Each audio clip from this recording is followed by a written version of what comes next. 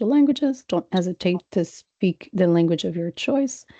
Um, I would ask that people, if they're not presenting, mute themselves because with the number of folks we have on the line, there's a whole lot of backfeed.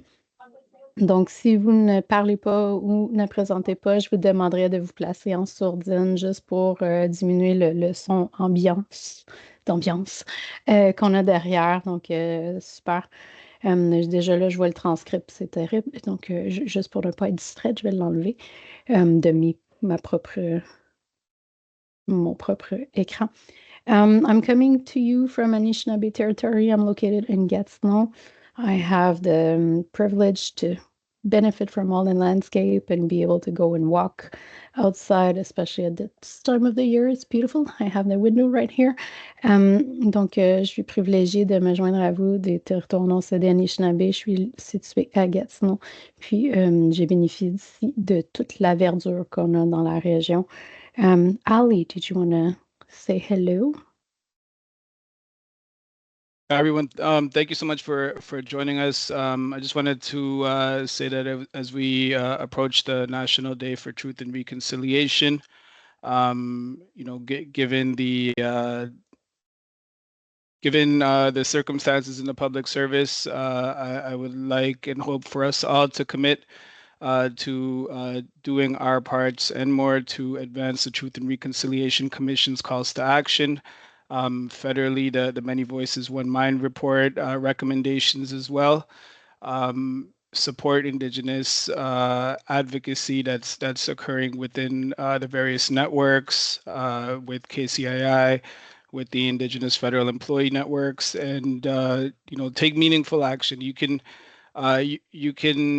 always look at the public service employee survey results and disaggregate them by identity to identify which departments are really struggling when it comes to inclusion of indigenous peoples, and we need some real action, not words, to advance this important work. So I just wanted to raise that point, and I'm just honored that today we have our colleagues from the Canadian Human Rights Commission, Kessie Joseph, Director, Compliance Review Manager Eric Serino, joining us today to talk about the audit function as it pertains to the Employment Equity Act, and we're really hoping to raise more awareness of institutional levers that we have to address systemic racism and discrimination. So I'll leave it there. Thank you, Ali. As per usual, these conversations, I will summarize quickly in French.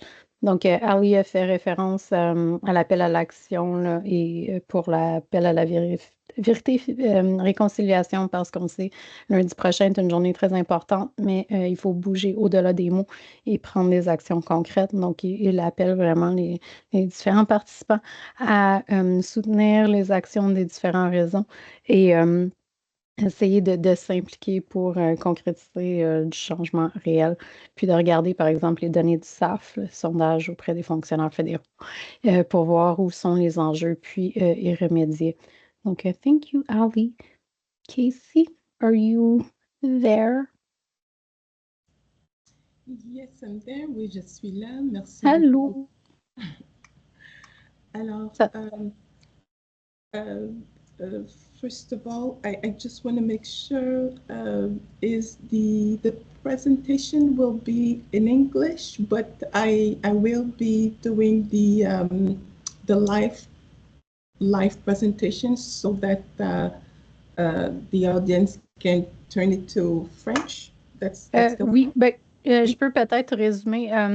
When you're using PowerPoint Live, so folks might not have used it online, you have the ability where there are 3 dots to choose the language in which it transcribes. So whether it's the actual original content that's being presented by the presenter in terms of French or English, and then you can choose, I think it's 42 languages, which suits you best. You can zoom in, zoom out, highlight, and all that good stuff. So feel free to to play with it as Casey presents. Donc, pour les gens qui n'ont peut-être jamais utilisé PowerPoint Live, vous avez l'habilité de pouvoir choisir une des 42 langues disponibles dans Teams pour le traduire dans votre langue de préférence. Et mon Dieu, je commence à geler. Et ensuite, vous pouvez aussi agrandir ou rapetisser le texte selon vos besoins et puis la capacité de surlignement et tout ça.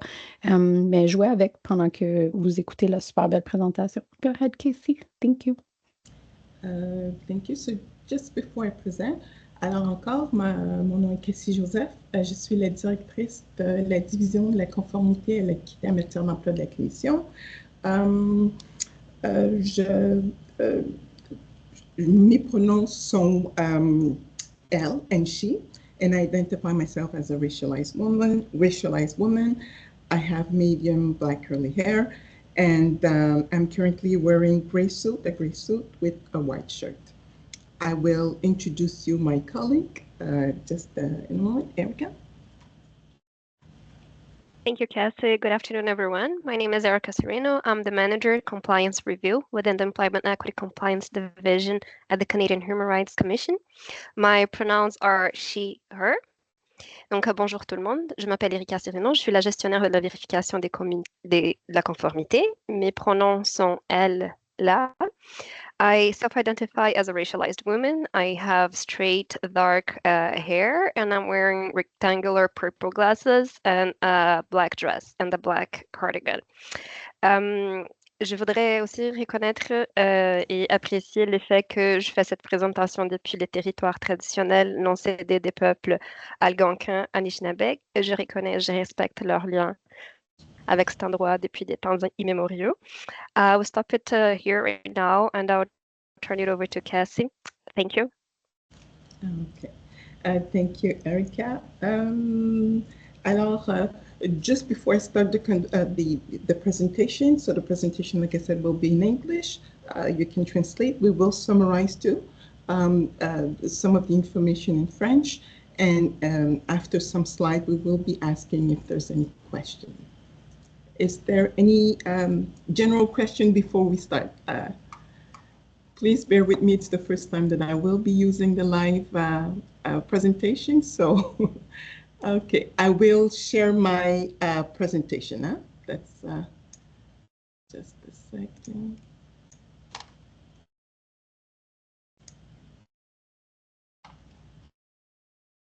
So I am not seeing the screen. So if there's any questions, hence someone has, please let me know because I no longer see the screen. C'est parfait, tout fonctionne. Super.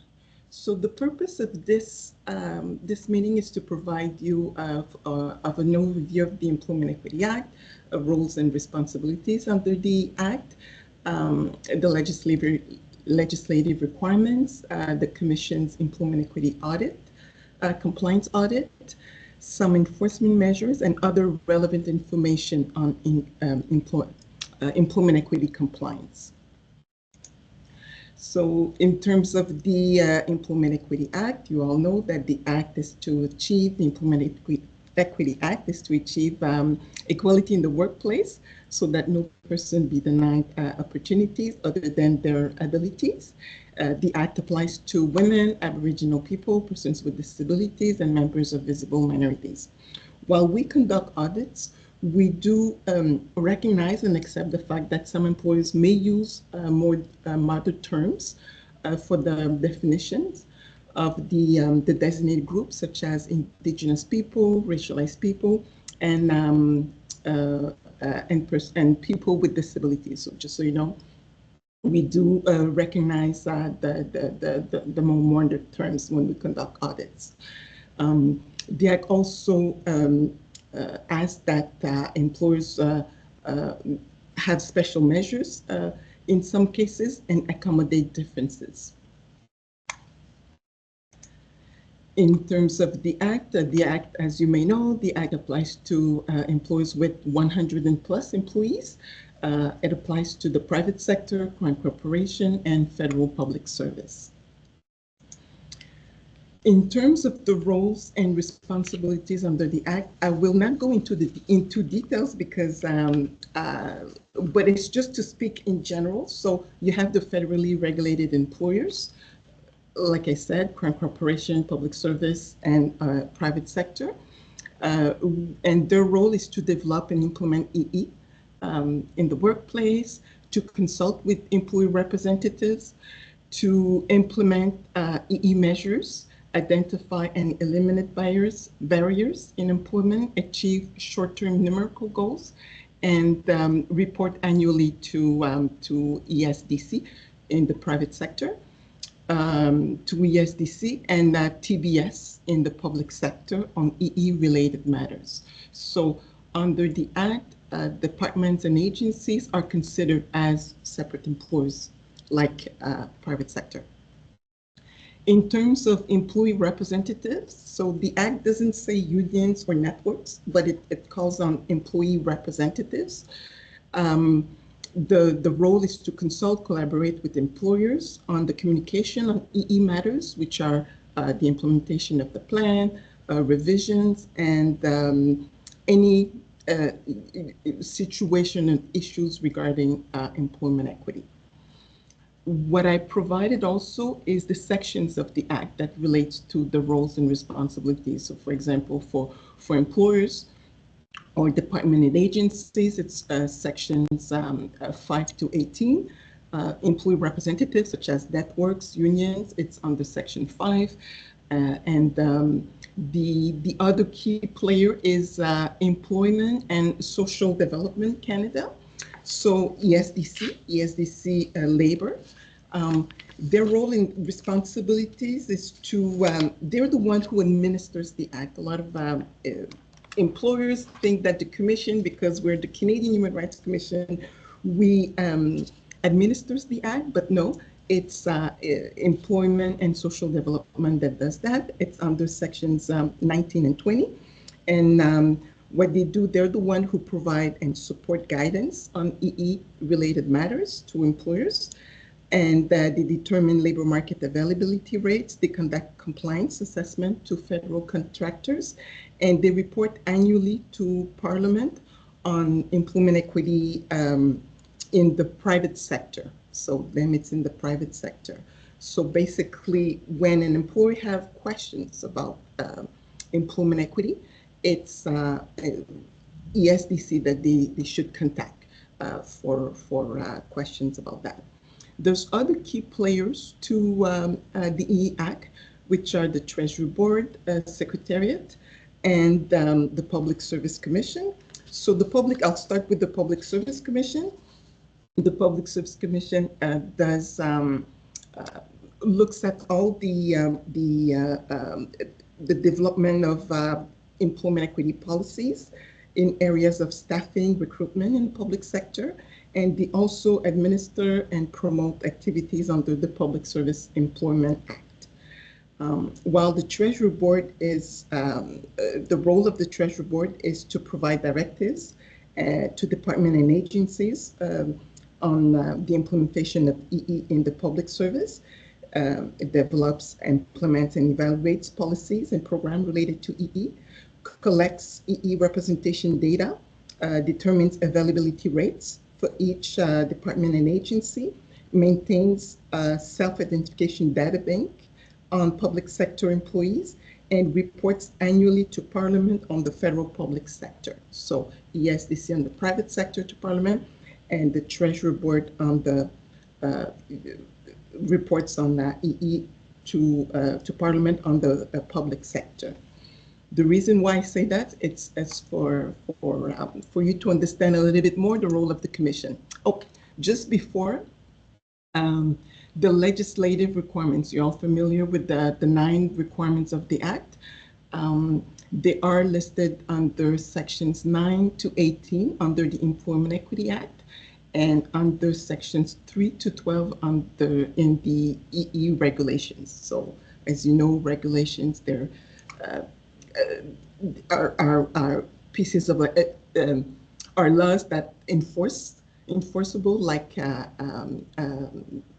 Employment Equity Act, and provides a little bit more information about what employers must do. So the nine requirements of the Act, if we summarize them, is the collection of information. So employers have to make sure that they collect information about their workforce. This is through mostly done through their self-identification survey. It's they have to conduct a workforce analysis. So it's the representation of the 4 designated groups in the workforce. They have to conduct employment systems review. So we're looking at reviewing their policies, procedures, and practices to see if there's any barriers of employment for designated group members. They have to consult and collaborate with employee representative on employment equity, develop an EE plan, implement and monitor a framework to review the plan, conduct periodic reviews and revision of the plan, provide information to employees on employment equity, and make sure that they maintain employment equity records. So basically, when we conduct audits, we make sure that employers meet all these 9 requirements. In terms of the commission, so the role of the commission is just to enforce, to make sure that employers meet their legislative requirements. So it's the enforcement of the obligation imposed on employers under Section 5, 9 to 15, and 17. These are sections that summarize the 9 requirements of the Act. And how we do that, so it's by conducting employment equity compliance audits to the federally regulated organization, in the private sector, corporation, and federal public service. And and when we conduct those audits, what we do is we assess the extent to which employees meet the legislative requirements. Often we have questions from employers saying that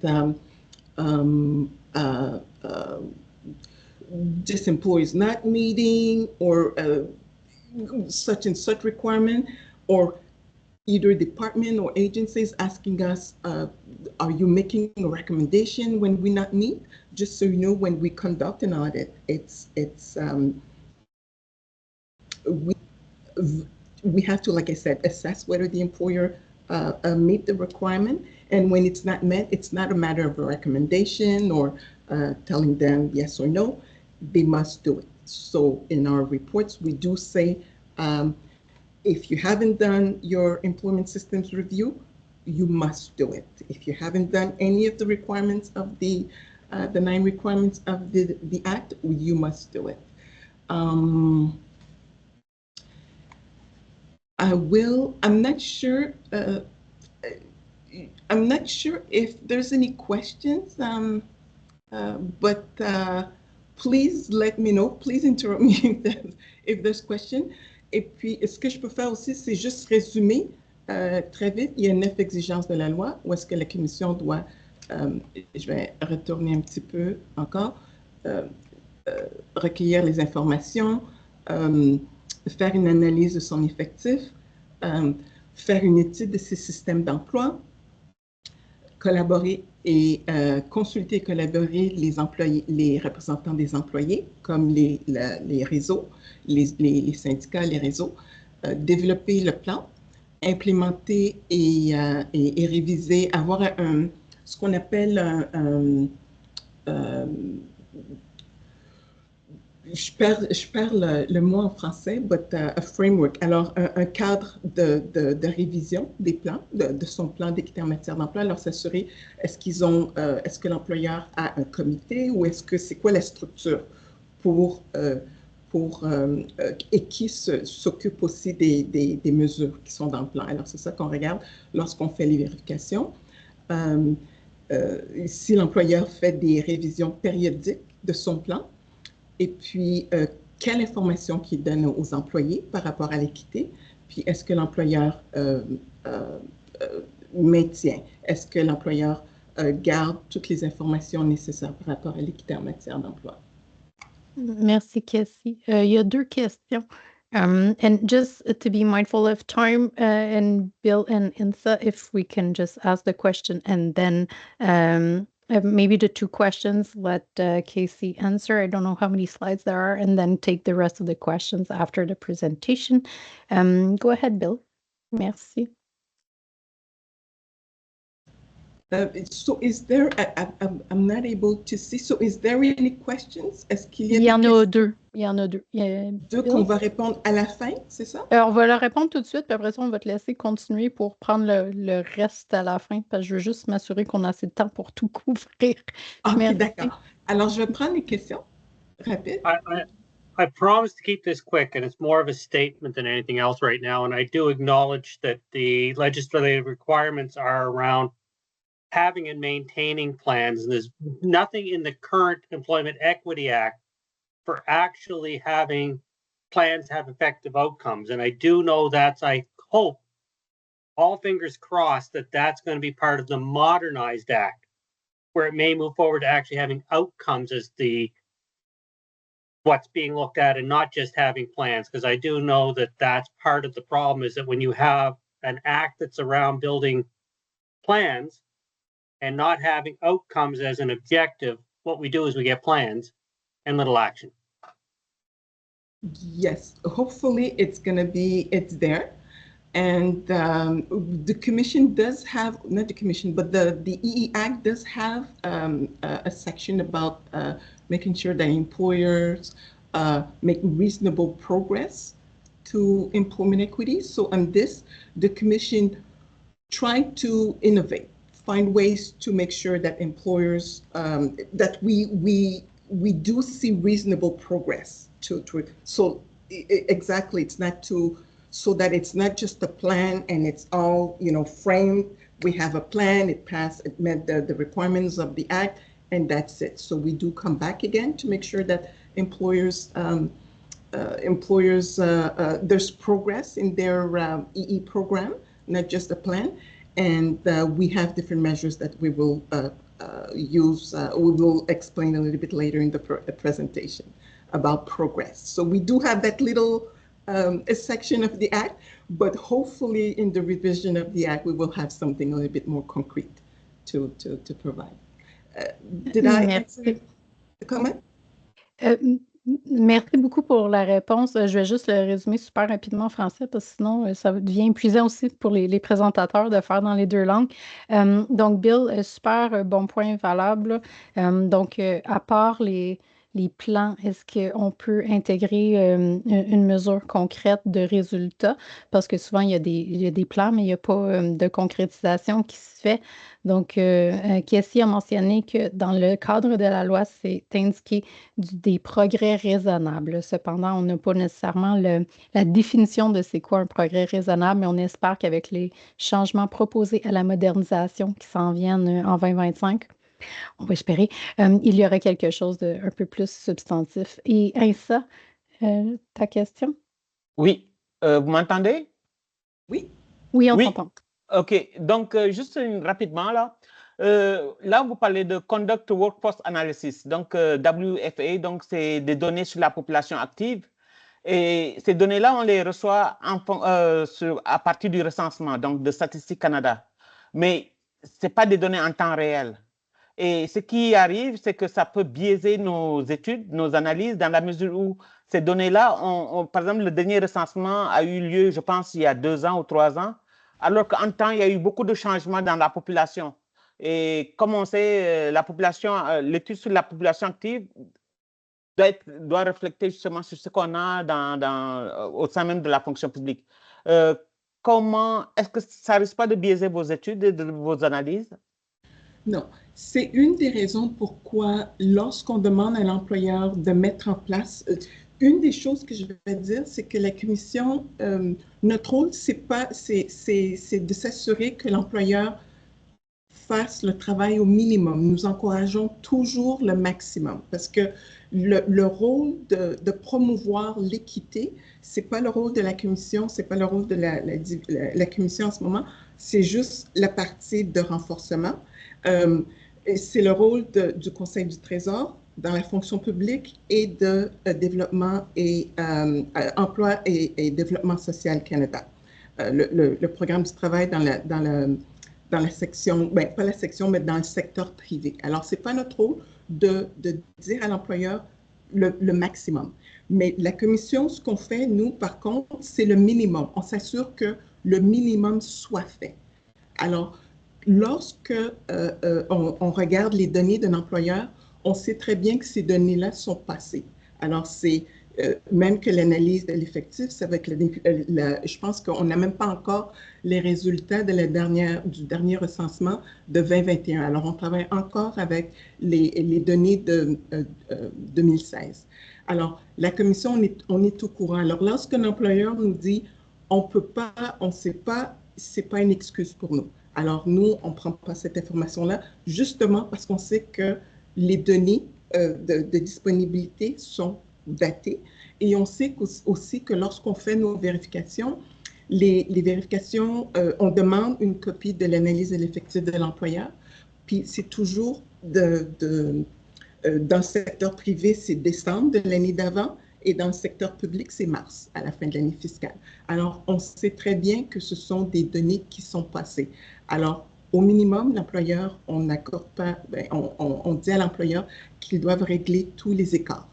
Alors, c'est comme une façon de... C'est pas que ça joue sur nos données, c'est plutôt le rôle de l'employeur. C'est à l'employeur à trouver des façons ou bien à trouver...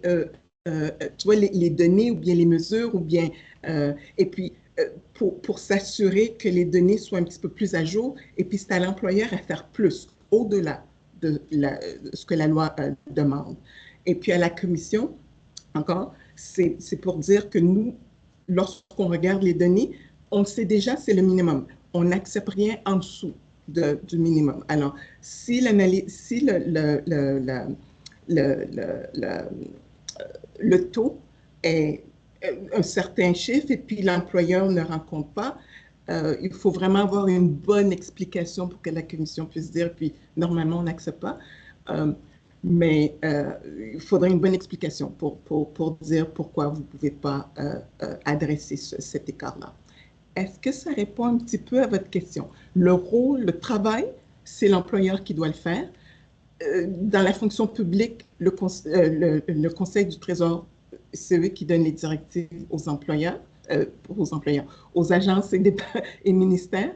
Et la commission s'assure que les agences et les ministères font ce qu'ils ont à faire. Quand ils ont des écarts, ils mettent des mesures en place, puis qui rencontrent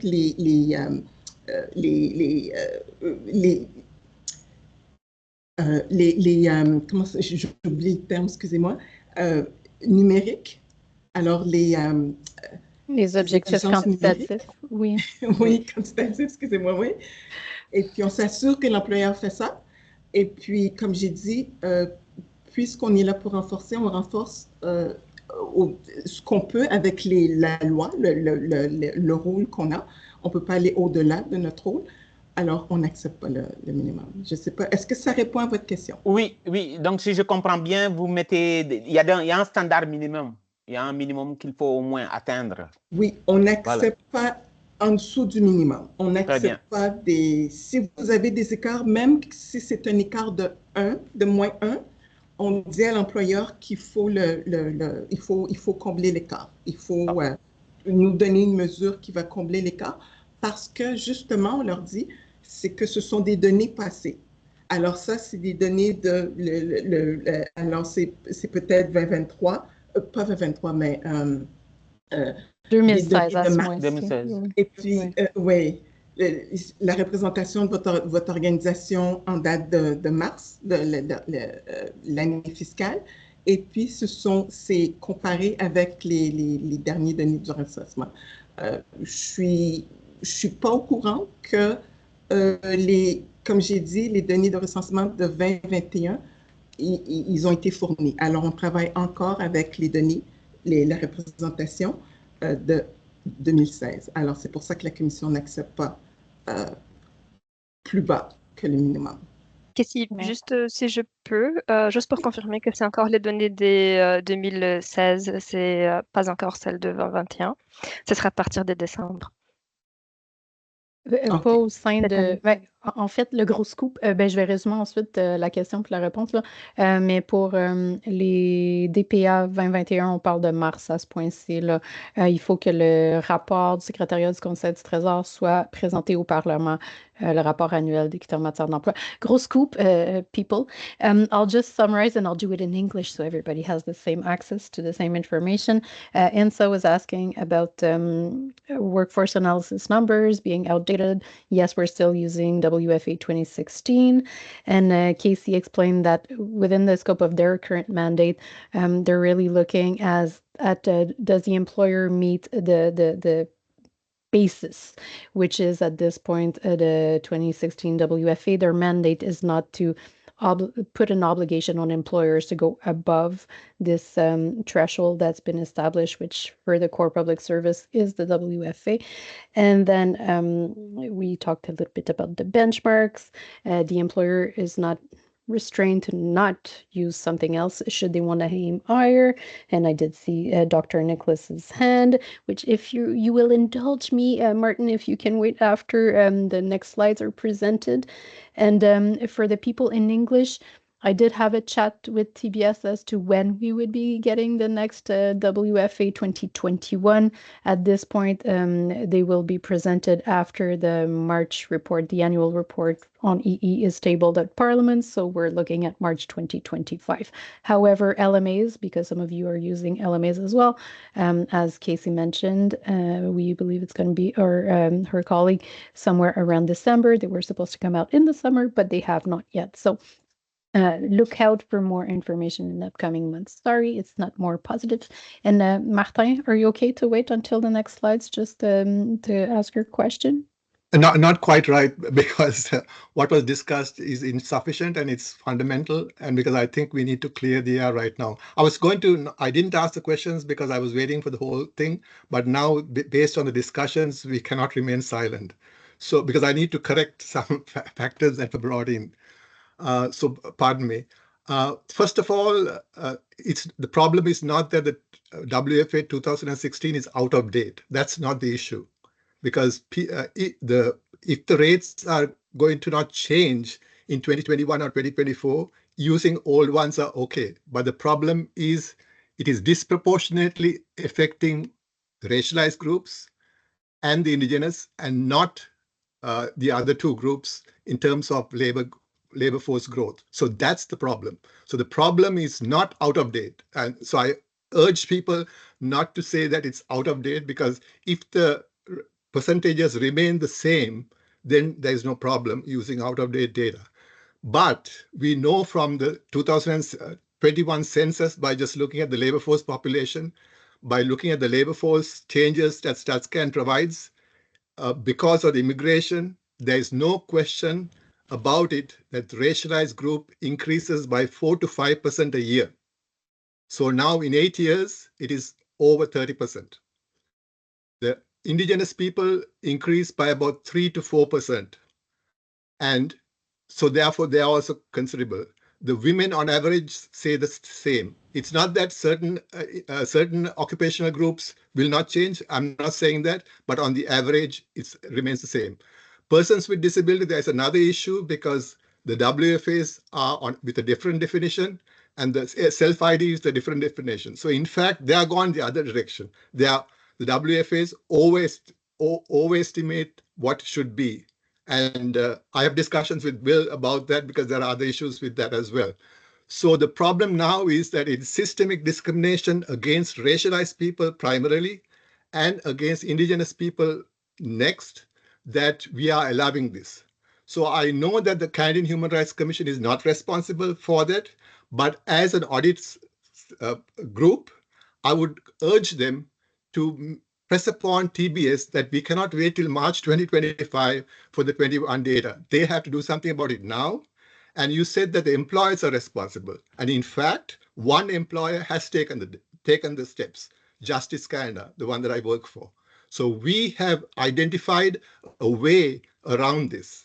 We have shown a scientific method to do these projections. And we are saying that all other departments should do this.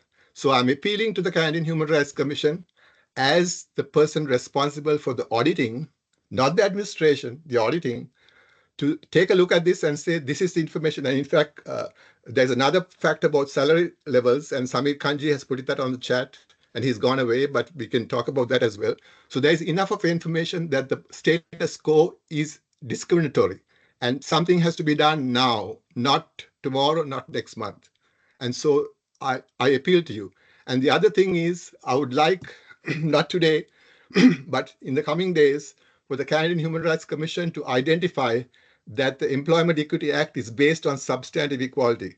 Because right now, I believe Treasury Board is using formal equality to treat this problem. And so they're saying, well, don't bother us, we are treating everybody the same. So everybody will be underestimated, so that's fine, because it'll average out. So the truth is not that. The truth is there's disproportionate effects. So we cannot stay silent. It's like one house is burning and you're saying, wait, we are getting the new machinery in to fight the fires and just staying silent. So that's not acceptable. I don't expect answers from you, but I would sort of say the Auditor General's report on for 6 departments is public. And if you take a look at that, they talk about the justice kind of method. So there's information. I don't want to disturb what you're presenting. So I would say that just go ahead with, don't answer my questions. Go ahead with the presentations and we'll come back to it. Thank you. Merci, Martin. Juste super rapidement, Martin a mentionné que, Dr. Nicholas, sorry, mentioned the disproportionality index as well as les effets disproportionnels sur certains groupes. Donc, en continuant d'utiliser la DPA pour la fonction publique, en fait, c'est qu'il y a 2 groupes qui reçoivent des impacts de façon disproportionnée, soit les groupes de personnes racisées ainsi que les personnes autochtones. Donc, parce que la population grandit à un plus rapide taux que qu'est-ce que les DPA démontraient initialement. Donc, les impacts sont de plus en plus grands pour ces groupes-là. Justice a mis en œuvre, et Martin est vraiment l'auteur de cette méthode-là, une façon de prioriser certains objectifs quantitatifs afin d'augmenter ce qu'on s'attend dans les benchmarks pour arriver à un chiffre qui est plus courant et avec moins d'impact disproportionnel. Puis Shamir avait aussi mis quelque chose dans le clavardage par rapport à l'indice de disproportionnalité qui a rapport avec une étude des salaires. Puis ça aussi, peut-être un jour, on pourrait faire un refresher parce que Shamir et Dr. Nicholas avaient présenté initialement il y a comme pratiquement 2 ans maintenant. Donc, je vais laisser Casey continuer, puis on reviendra aux autres questions après. Merci. D'accord, merci beaucoup. So good point. Thank you very much. I think it's Martin. And so again, for now, there's some measures. Please keep in mind some measures the Commission it's important that the Commission conducts, for some aspect, the Commission is limited at what it can do. I'm not responding to you, Martin. I'm just speaking in general, based on some of the expectations from employers or employees. So it's important that people understand the work of the Commission, the limited work of the Commission, and where. That's why we will often refer to Treasury Board in the public service and the ESDC in the private sector to make sure that if there's change, because they, like I said, ESDC administers the act, and then the Treasury Board, they give the directives to departments on what should be done. So that's why all the important measures, best practices, or any measures that you think would help, because the idea is we all want to have a barrier-free world, and whether the Commission is limited in some of its role, and the other one take on where one organization is limited, we all have the similar goal. So I do take your point again.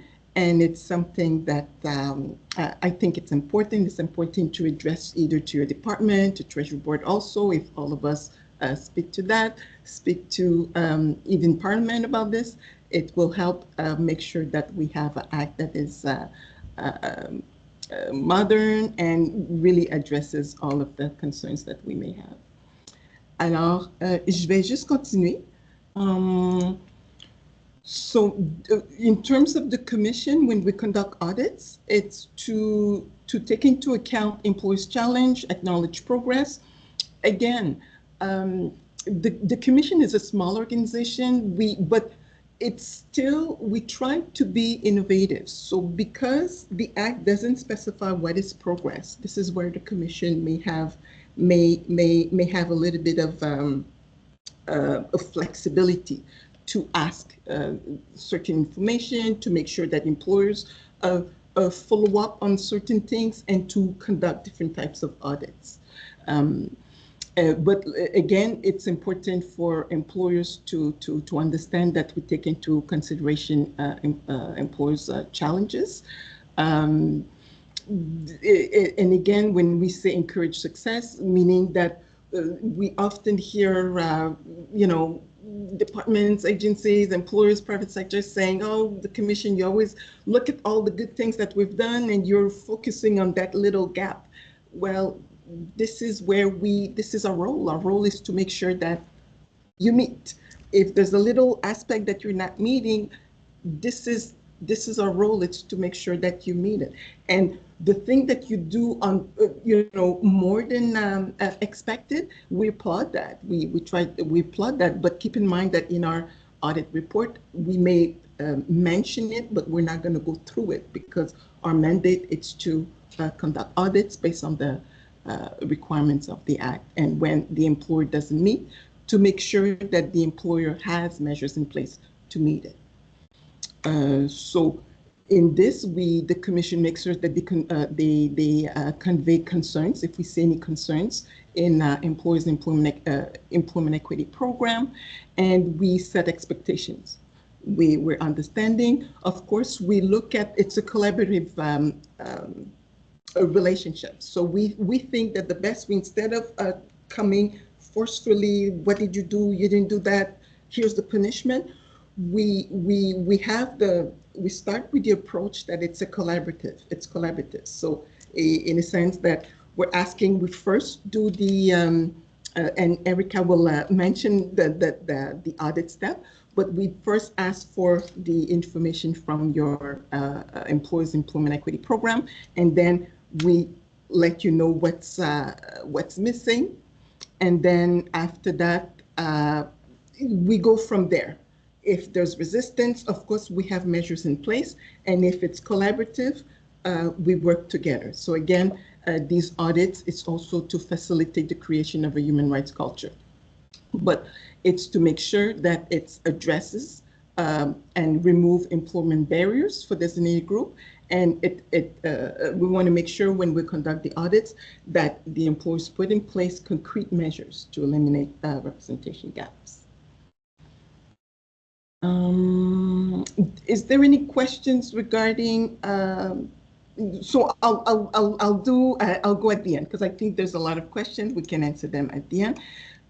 This slide it speaks about the three types of audits that the Commission is doing. So we started with the conventional audit since 1996, where we also call it employer-specific audit, where we focus on the employer's employment equity program with respect to the 4 designated group, and it's based on the 9 requirements of the Act. So when we conduct the audit, we'll look at, okay, how did you collect the information?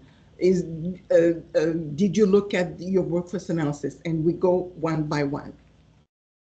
This was very successful, and we continue to do that. However, we noticed through conducting audits that for some employers that we audited 2 times, 3 times, that sometimes there's one of the 4 designated group that has the least progress. So what we've done is because we've conducted audits for more than 30 years, we have enough data to look at the progress, the overall progress of the designated group, and we introduced a way or innovated in a way to do horizontal audits. So we're looking at once by sector which of the 4 designated groups that had the least progress and look at the systemic issues that can happen. One of the reasons also why we started conducting horizontal audits, it's because some employers in the conventional audit, it's the commission and the employer, and at the end, the audit report is confidential. We do tell employers that we encourage employers to share anything about employment equity to their employees. So the plan, the audit report, and we tell employers too that the audit report, they should not look at it as bad. It's okay. I could tell you that most employers that we audit are not in compliance, and it's in the employment systems review. Most employers. So it's not a bad thing to not be in compliance, and it's not like the commission will fine the employer. We want to make sure that the employer does it. So, but they have no choice, like I said, but to do it.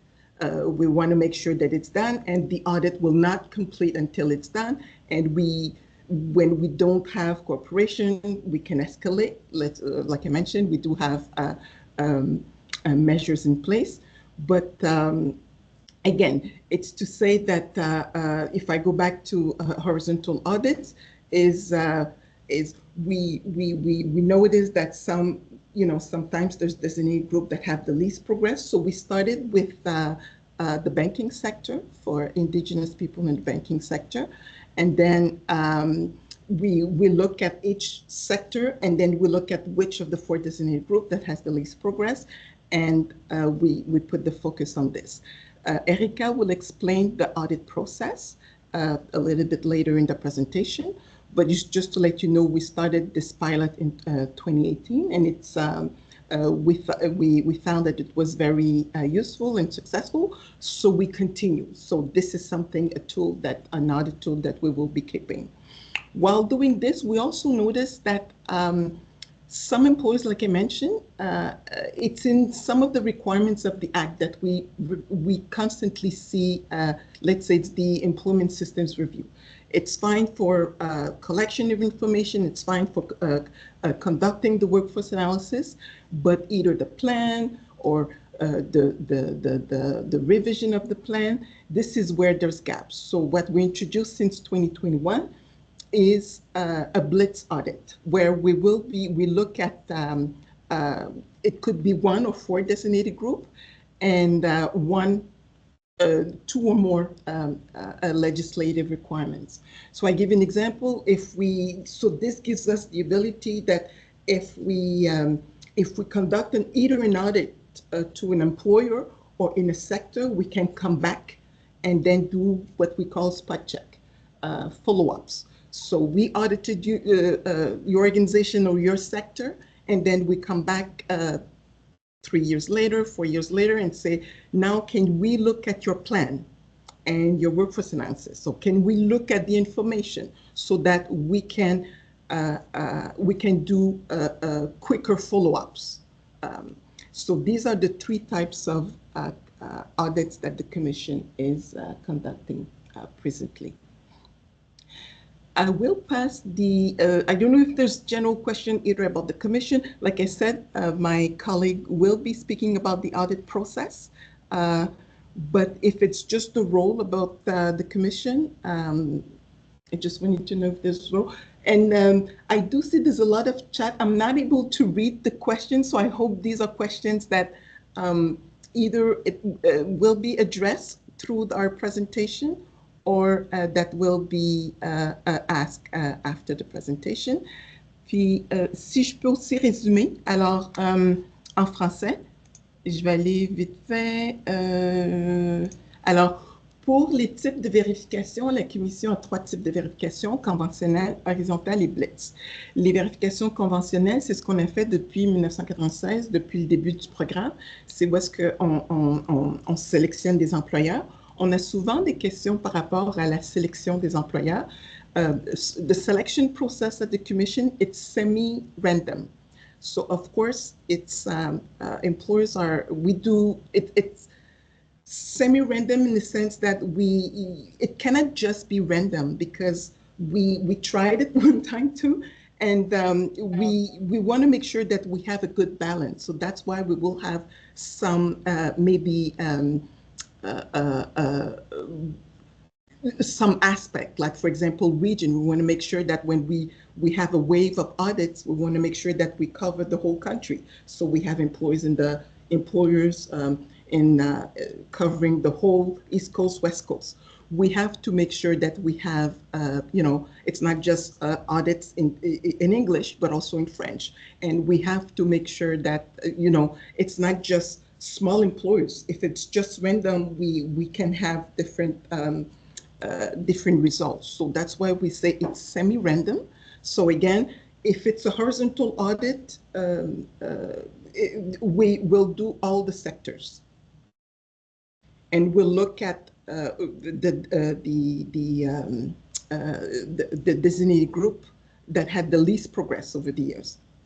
And when it's conventional, like I said, we do semi-random. Je vais retourner en français. Alors, conventionnel, 4 groupes, et puis c'est basé sur les 9 exigences de la loi.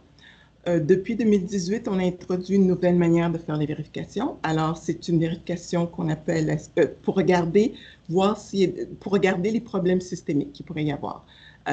Alors, ce qu'on fait, c'est qu'on regarde une industrie ou un secteur d'emploi, et puis on va regarder lequel des 4 groupes désignés qui a eu le moins de progrès dans ce secteur-là, et puis on va entamer la vérification. Comme j'ai mentionné, nos vérifications sont semi-aléatoires. Alors, on doit avoir quand même des variables, je pense. Le terme, je suis pas... on a 2 divisions, la division des données et tout, là. Mais alors, il doit quand même avoir un aspect où est-ce qu'on s'assure qu'il y a une bonne représentation du pays. On a des vérifications en français, en anglais. On a des vérifications dans le secteur public, dans le secteur privé. Et puis, alors c'est pour ça. On a entamé la vérification horizontale, une industrie, un groupe désigné. Suite à la vérification, l'introduction de la vérification horizontale, on a aussi introduit le blitz. Alors, le blitz, c'est un mélange. Et puis, l'emphase, c'est plus aux critères, ben, pas les critères, mais aux exigences de la loi. C'est une des choses qu'on a remarqué, que des fois, il y a certaines exigences ou bien certaines exigences de la loi que les employeurs continuent soit à ne pas passer la vérification. Alors, comme ça, lorsqu'on termine une vérification, que ce soit conventionnelle ou horizontale, c'est une manière pour nous de faire des vérifications rapides. On relance la vérification soit dans l'industrie, soit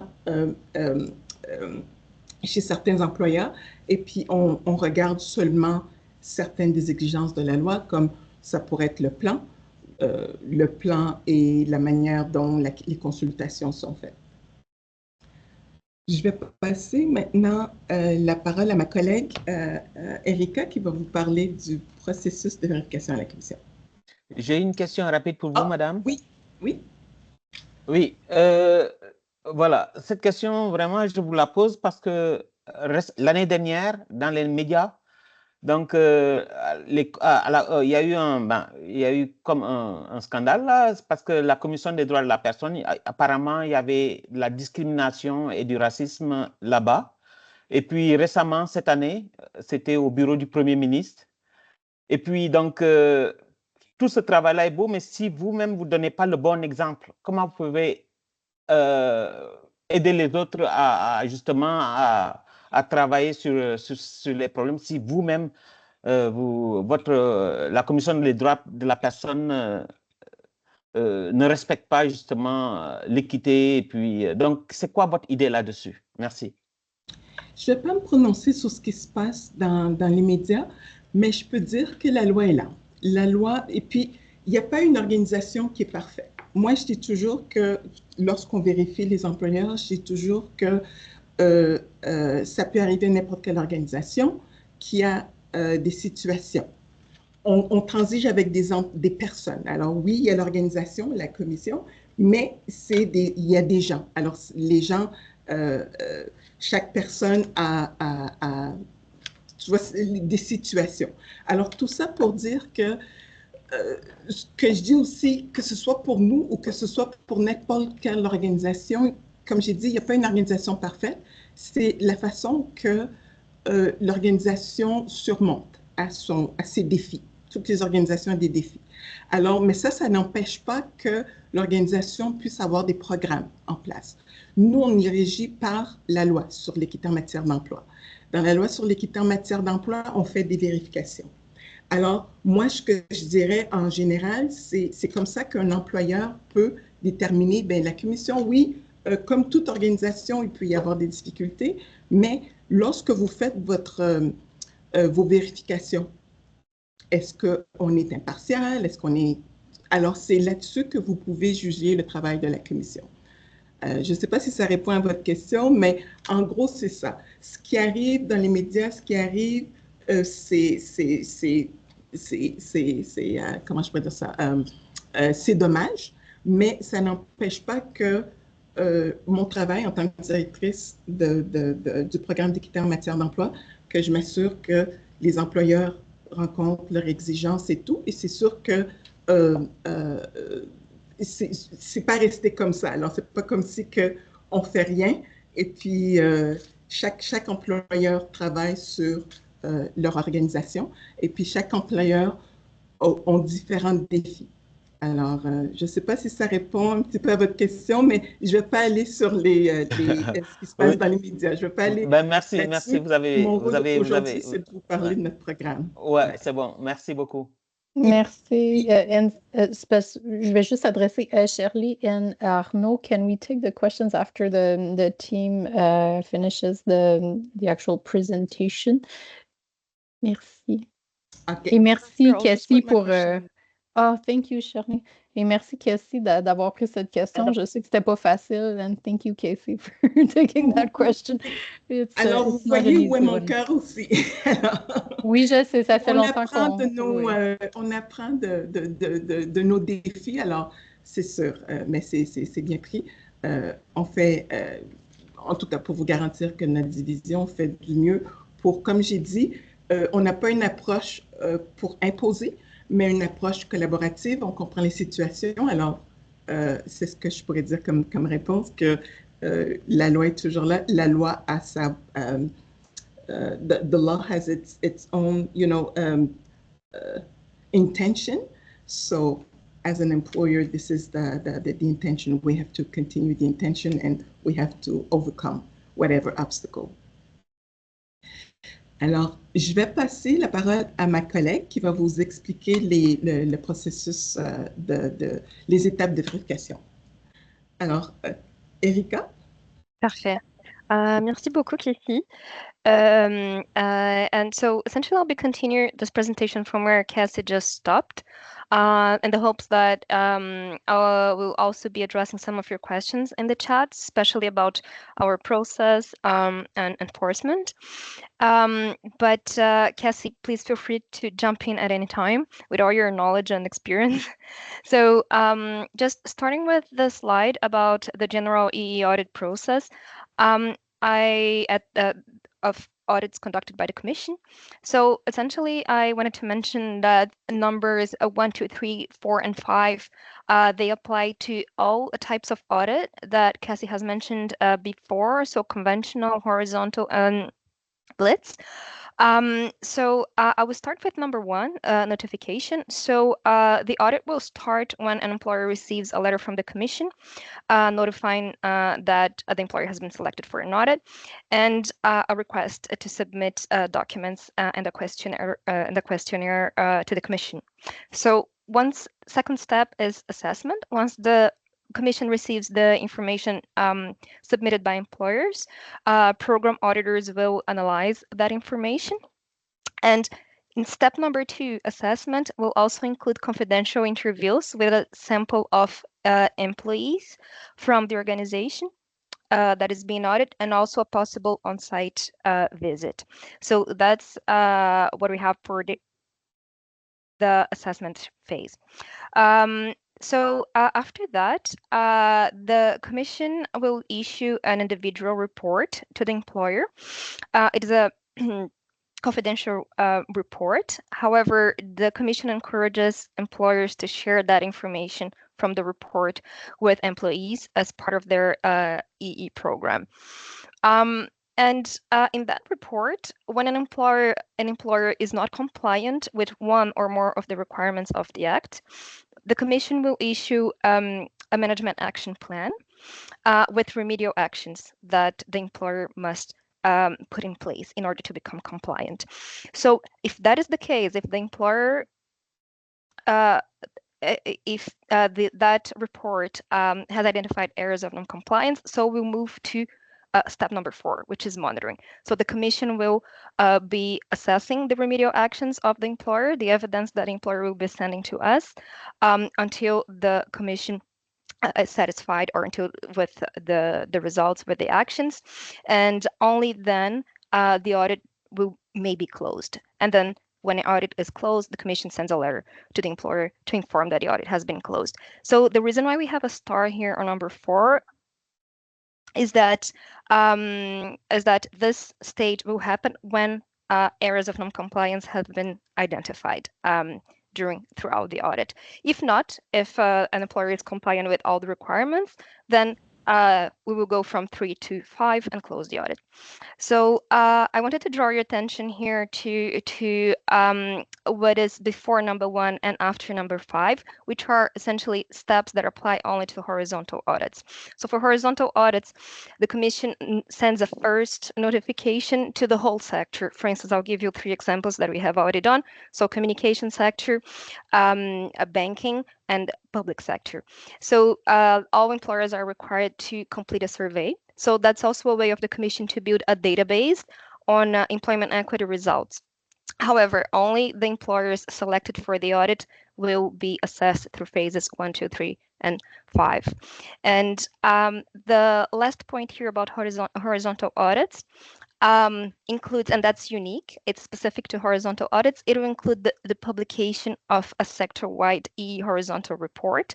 So this report does not contain specific data about a given employer, but rather aggregated data on the results of the audit on that sector, and also, for instance, best practices, common barriers, etc. So those reports, the sector-wide reports, they are public and they are published on the Commission's website. You may find the 2 sector-wide reports that we have already published. The first one is on the employment of indigenous people in the banking sector, and the second one is on the employment of persons with disabilities in the communication sector. Donc, juste pour résumer, cette diapo résume les étapes de la vérification pour les 3 types de vérification. Donc conventionnelle, horizontale et vérification éclair aussi. I will move on to the next slide. So slide number 11, please. Yes, sorry, Kathy. If I may just, I think I cannot see all the questions, but there's one about Escali, is there public data?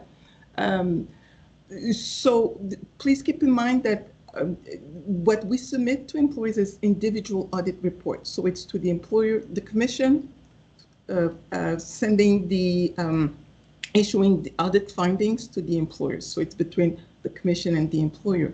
But in cases of horizontal audits, what we do, and like Erika said, we're not gonna, the goal, again, it's not to shame. The commission is impartial. We're very, in our aspect, we try to be as much as possible impartial. So the idea is not to shame an employer. But in the public sector report, what we try to do is list some of the issues. So issues, list some of the best practices that we gathered from these audits. One of the reasons that we've conducted the horizontal audits, it's exactly for that. Employers wanted to know what is happening, like since it's just between the commission and I, how am I supposed to know if I'm doing well, if I'm not, if my concerns is the same as my peers in the sector, or as a small employer. So this is what we're trying to do with the sector-wide report. At the end of the report, we just list all the employers in the sector. So you will just know that these were all the employers that received a survey for horizontal audits, and some of them were selected for the full audit. So again, there's too many comments for me to read them all, but I just wanted to mention that since we're talking about the audit process. There was one about who audits the commission. We don't audit ourselves, that's one thing. There's different, it's not me who would take care of that, but of course, the commission is being audited the same as any other organization, and no, the commission is not auditing itself. Alors, je te laisse la parole, Erika. Perfect. Thank you, Cassie. And I've just put the link to the two the sector-wide reports of horizontal audits in the chat. So moving on to the next slide, number 11. So we'll be speaking a little bit about the enforcement measures under the Employment Equity Act. So here we have two circumstances where the circumstances under which the CHRC can issue undertakings and direction. So first of all, speaking about undertakings. So undertakings, the Commission will issue undertakings when areas of non-compliance have been identified during an audit. And when that is the case, the employer must formally commit to take actions to become compliant, and the Commission will monitor those undertakings until the employer becomes compliant. So it has to do a little bit with the monitoring stage of the process that I've just mentioned. And a direction is something different, and it comes into play in the three cases outlined here on the slide, namely when the CHRC has failed to receive a written undertaking from the employer to remedy non-compliance, or when an employer has breached an undertaking, and when an employer has failed to cooperate with the Commission during an audit. In the case of a direction, essentially, if compliance is not achieved, the employer in question will be referred to the Commission with a recommendation to establish an employment equity review tribunal to obtain an order to confirm the direction. And if the tribunal established agrees with the Commission, the tribunal's order might ultimately become an order of the federal court and be enforced as such. Maybe a little bit of a complex to go into the details now. I will just leave it to the end if you have any questions. Mais pour résumer cette diapo, essentiellement, nous avons ici les deux circonstances dans lesquelles la Commission peut utiliser des mesures de redressement. Et donc, ce sont les pouvoirs que la Commission a lorsqu'un employeur n'est satisfait pas aux exigences de la loi, que ce serait d'abord les engagements, et après, si ce n'est pas... on n'arrive pas à achever cela ou à accomplir cela, il a la possibilité d'émettre une ordonnance. Donc, en résumé, c'est ça pour cette diapo. So, I think we may move on to number 12.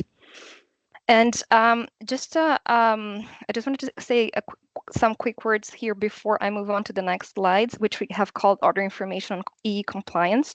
So essentially, these slides, they contain elements that the Commission looks at when we are conducting an audit, so that you know what is assessed during an employment equity. And we're sharing this with you so that it is clear what the CHRC wants to see when an employer is being audited. So I will start with a very important piece here, and it's just more details to what Cassie had previously mentioned, the 9 requirements of the Employment Equity Act. So just the elements here for an employment systems review to be considered compliant. So it has to be based on the results of the latest workforce analysis of the employer. It has to focus on areas of underrepresentation broken down by designated group and by occupational groups. And an ESR, or an employment systems review, is essentially an internal review with respect to areas such as recruitment, hiring, training, accommodation, career development, promotion, termination. So it is an internal exercise, and during this exercise, the employer is required to consult with employees and or employees representatives. So in this case, it could be here union representatives, EE committees, networks. And a concrete example of documentation that could be reviewed, should be reviewed during an ESR, for instance, accommodation policies, selection board practices, procedures for hiring, etc. So those are the elements that we'll look at when we are assessing compliance of an employer's employment systems review. Moving on to, and I just wanted to highlight here the important component of consultation when an employer is conducting an ESR. So for the next slide, here is what we look at, what the CHRC looks at when we are assessing an employer's EE plan. So first of all, it has to be based on a valid and recent ESR. So an EE plan must necessarily stem from an ESR. And it has to contain numerical goals, specific measures to address and remove the barriers that have been identified through the ESR. Any plan may include special measures to increase representation of members of designated groups, and we will be speaking a little bit more about those special measures. And any plan must have responsibility centers, timelines, and performance indicators for each initiative. And the reason it is necessary, it's precisely to assess progress, to measure progress of the initiatives contained in the plan. So it feeds into what we would call like accountability framework. So just important elements here. And another element, essential element, requirement here that we assess when looking at an employer's EE plan is adequate consultation with employees and or employees representatives, which so essentially the same case of the ESR. So this consultation must happen. And for an EE plan, it would be when an employer is developing an EE plan, implementing, and also revising an EE plan.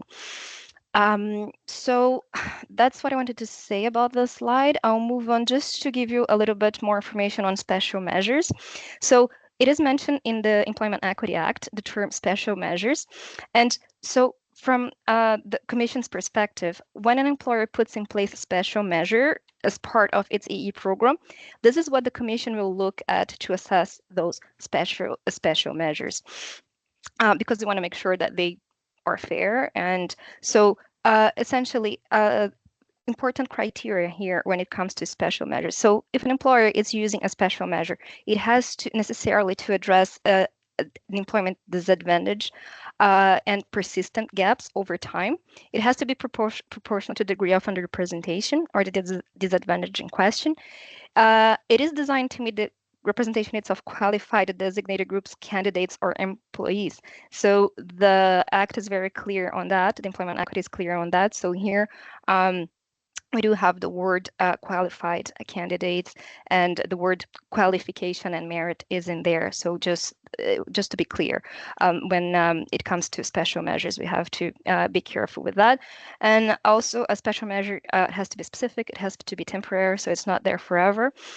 It's non-restrictive, and it has to be reviewed regularly. I'll give you an example of a specific non-restrictive measure. So, for instance, if an employer is opening like a selection process, the employer could mention something along the lines of, for employment equity purposes, special attention will be given to candidates or employees who self-identify as one of the 4 designated groups.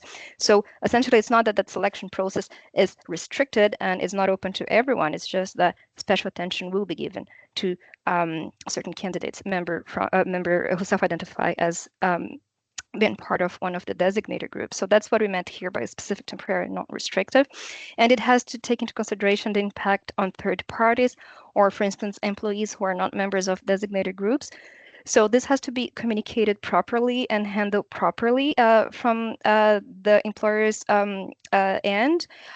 So I'll give an example. In cases of conflict between those special measures and the clause of the collective agreement, the employer has to address that matter with the unions and employees' representatives in order to make sure that it is clear why the special measures are being taken, and also to mitigate the effects on, for instance, seniority clauses of the collective agreement. So Cassie may want to jump in here. I'm not entirely sure, Cassie. I'll leave it up to you on special measure. Yes, so special measures. So keep in mind, we look at the employees have to have in its plan measures to address the areas of underrepresentation.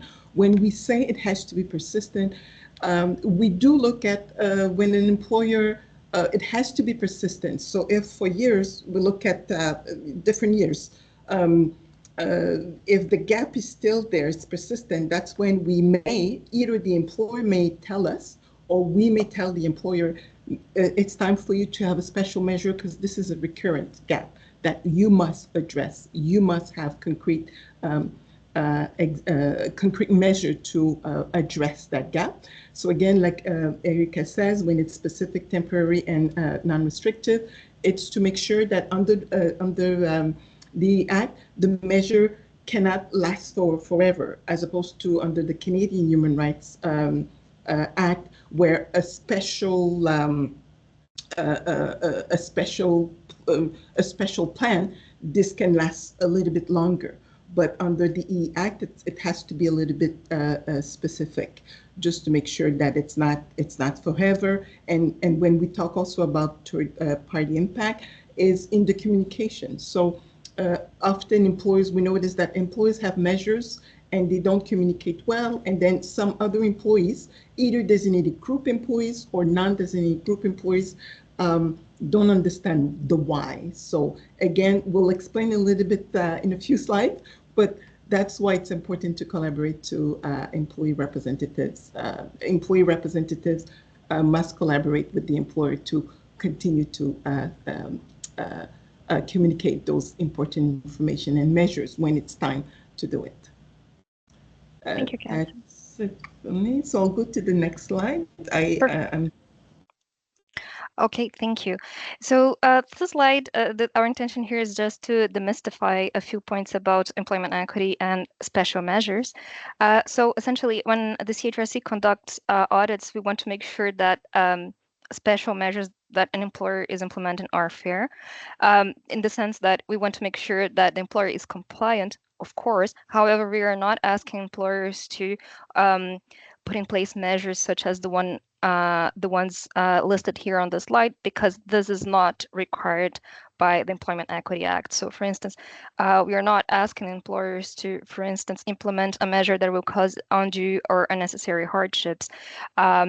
We're not asking an employer to let go someone or to displace an incumbent from its position. We're not asking an employer to hire to promote a person who does not meet the essential criteria for the job in question. Or we're not asking employers to create new positions that are not necessary for the normal operations of the organization. So those are just a few things to keep in mind and a few myths. And although those myths are quite common, the Employment Equity Act is very clear on those points here that are not required by the legislation. So anything to add, Cassie, or? For this, no. Okay, good, thank you.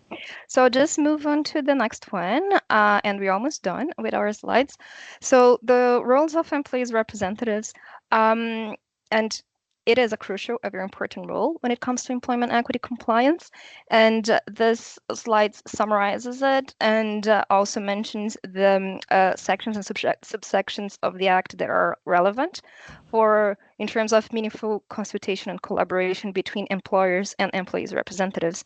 So the first one that I would like to mention here or highlight is Section 15 of the Employment Equity Act, which requires employers to consult with employees' representatives. And we have previously touched on that, for instance, when preparing, implementing, and revising an EE plan. And the last point here, the subsections 18.9 for private sector and subsection 21.8 for public sector, it's just a reminder that those subsections, they contain obligations for employers to share a copy of their employment equity annual report with employees' representatives. So unions, committees, networks, etc. And in the specific case of the public sector, the Employment Equity Annual Report is public and is published by the Treasury Board Secretariat on an yearly basis. It can be found online. Yes, Cassie? Oh, if I may, it's just to, if there's one thing for your assurance, I know it's for the purpose of the network, is that we make sure, we want to make sure, we stress that employers do consult with the employee representatives, such as, like I said, networks. So when we know that the employer has a network, we want to know that they do consult with the network. If they're unionized, and we need proof for each piece of information that we need from an employer in the course of an audit. We always ask for evidence, a documentary evidence to support. So I give an example, a documentary evidence for consultation is we'll ask for a copy, if there's an EE committee, we'll ask for a copy of the terms of reference for the EE committee. We want to make sure some committees is just, or a network, it could be just informative. So we want to make sure that it's not just for information, but it's for consultation. Like we mentioned before, the ESR, when conducting the ESR, trying to find out where are the barriers for each occupational group, we tell our contact people in HR of the organizations that you cannot do the job by yourself. One person cannot know what are all the barriers. So that's when you need to consult with your network, employee representatives, employee resource group, unions, to know what could be some of the barriers. And it's the same thing for the plan. You cannot just know there's the barrier and HR knows, or management knows how to address it. No, you need to consult with your employee representative to make sure that they can provide valuable information and valuable resources or solution to some of the barriers. And again, you as an employee representative network, you play an important part, and that part, although we say consultation, is just one section of the Act that says consultation, but it's very powerful in the sense that we need to hear from you in those steps, communication, ESR, and again, like I said, we do ask employers to provide example. Just another example, one employer one time just provided evidence for one union, and we said, no, at the beginning, we want to know how many unions they have, resource group, and things like that, and we want proof that they consult. If there's a committee and we see that in that committee, some organizations have diversity committees, some it's called EE committee. One of the reasons why we want the terms of reference, we want to see who's there. Is there management representation, employee resource group representation, union representation, so that an HR representation also, so that we know that when they discuss issues about EE, it's everybody who's in there. So that's it for me. I don't want to take too much time. We can go to the next slide. Yes, and I think that's great, Cassie, because you've just summarized it. Sorry. And actually, but that's great because also that's somehow like a summary of our presentation when it comes to consultation and collaboration. So it's just for employees representatives to keep in mind that what is required by the legislation when consultation and collaboration is expected to happen and should happen. So in the employment systems review, development, revision, implementation, and revision of an EE plan, and in communications as well. So essentially, when we are assessing consultation and collaboration when conducting an audit, as Cassie mentioned, we want to make sure that an employer has provided proof of consultation and collaboration during those four moments or elements outlined here on this slide. So basically this is a summary of the presentation, I would say. And I think with that, I would just move for a few points of consideration when it comes to consultation collaboration in the Employment Equity Act. So essentially, what we would like to highlight here is so a few points to keep in mind. So ultimately, the Employment Equity Act, the way it is today, it's clear that the employer is responsible and accountable for the implementation of employment equity at the workplace. So the ultimate responsibility and accountability lays with the employer, rests with the employer. And subsection 15.4 of the Employment Equity clarifies that consultation and collaboration are not forms of co-management, meaning that if consultation and collaboration have been proven infeasible, then the employer has the duty to proceed on its own with employment equity at the workplace. So this is a something that we would like to clarify about the Employment Equity Act. And I believe with that, we are good to move to the last slide, Cassie. I think I will, if I may, Cassie, I will leave this one up to you. I believe that you will be able to make a very valuable and meaningful conclusion, if you don't mind. Yes. Et puis juste pour revenir en français, je vais aller un petit peu très vite en français pour ce qu'on vient de mentionner. Alors, en gros, si je reprends la présentation, les autres informations qui sont les informations qu'on voulait partager avec vous sur nos vérifications, c'est vraiment les points qui touchent les employés, les représentants des employés. Alors, dans l'étude des systèmes d'emploi, vous voyez qu'on n'a pas parlé de l'analyse de l'effectif. Là-dessus, il n'y a pas besoin vraiment de collaboration avec les représentants des employés.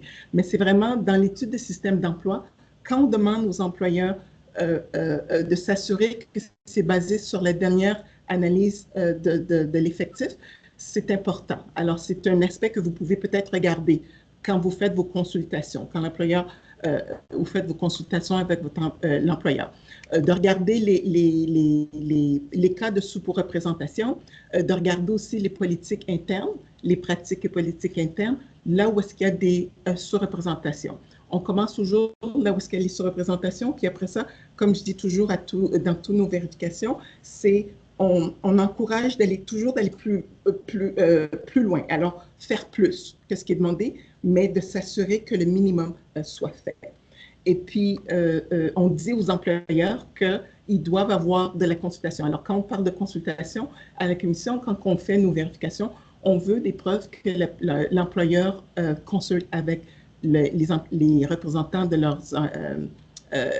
des employés. Lorsqu'il vient le temps du plan aussi, vous avez un rôle important. Alors, vous assurez que l'étude des systèmes d'emploi est récente. Des fois, on a des vérifications, l'étude des systèmes d'emploi a été faite il y a 10 ans. On dit non. Alors, assurez-vous, quand vous êtes consulté, c'est une étude de système d'emploi récente qui contient j'arrête pas, je trouve pas le mot pour goal, des buts numératifs. Objectifs. Les objectifs, c'est ça, merci. Les objectifs numératifs. Et puis, que dans certains cas, il y a des mesures spéciales. Alors, je vais résumer l'autre acétate, qui est les mesures spéciales. C'est des fois quand un employeur a des écarts qui persistent au fur des ans. Là, c'est le temps soit de l'employeur à dire à la commission, bon, pour cette fois-ci, on va avoir pour cet écart, on va avoir une mesure spéciale. Puis, elle doit expliquer c'est quoi la mesure spéciale. Puis, c'est sûr que le plan doit avoir un centre de responsabilité, qui s'occupe de quoi et puis quand, et puis qui doit couvrir au minimum 3 ans. On a souvent des plans ou bien des plans d'action qu'on refuse aussi, ou est-ce que l'employeur dit pour chaque année fiscale, voici. On leur dit non, il faut que ce soit un plan d'équité et que l'emphase soit mis sur les écarts et puis que ça couvre au moins 3 ans pour qu'on puisse voir le progrès. Parce que pour certains employeurs, des fois, les écarts peuvent être très gros.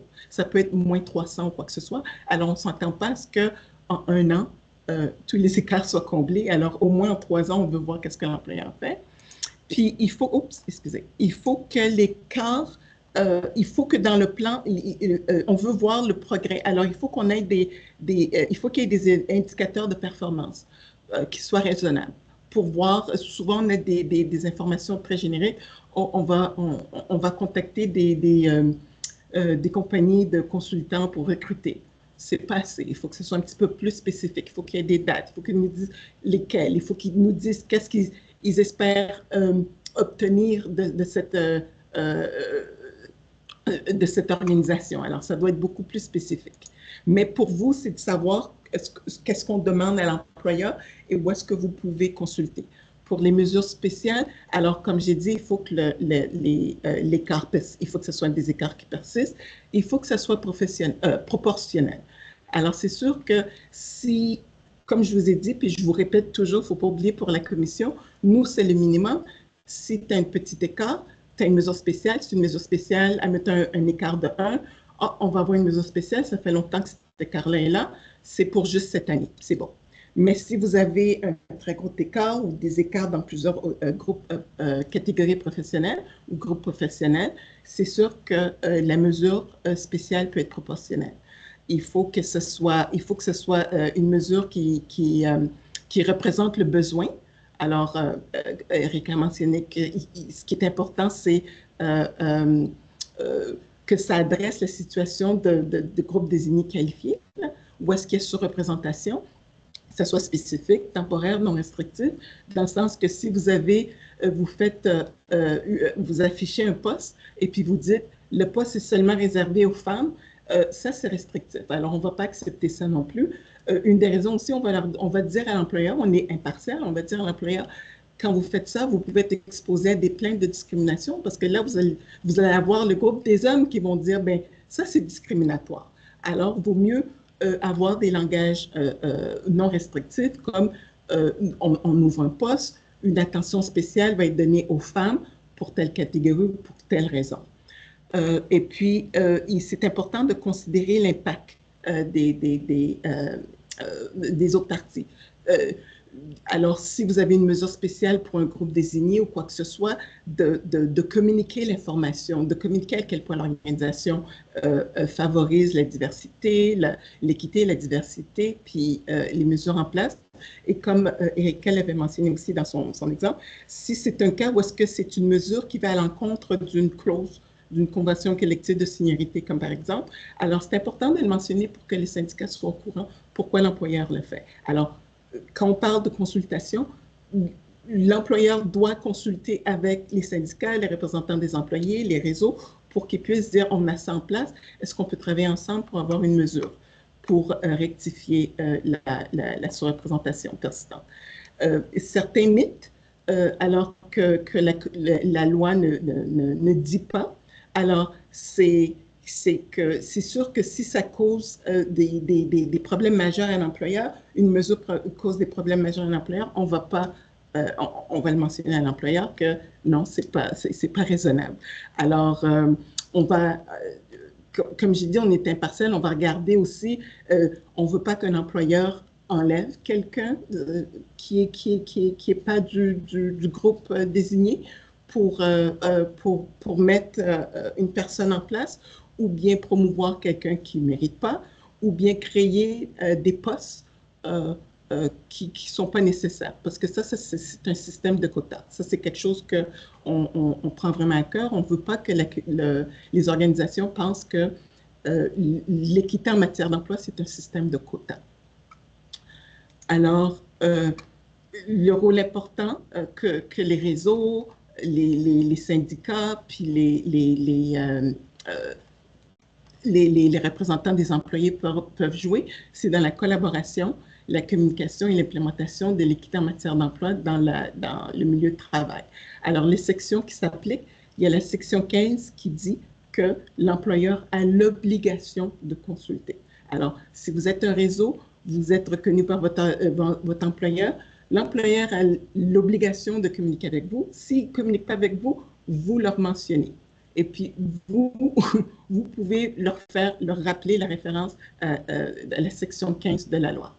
Il y a aussi l'autre section pour vous dans la fonction publique, c'est 21.8, où est-ce qu'il dit clairement que l'employeur a l'obligation de fournir une copie de leur rapport annuel. Alors moi, je vous invite, en tant que représentant des employés, de regarder le rapport annuel de votre employeur et puis de regarder le rapport annuel du Conseil du Trésor. Comme ça, vous voyez un petit peu où sont les écarts, où mettre l'emphase ou quoi que ce soit.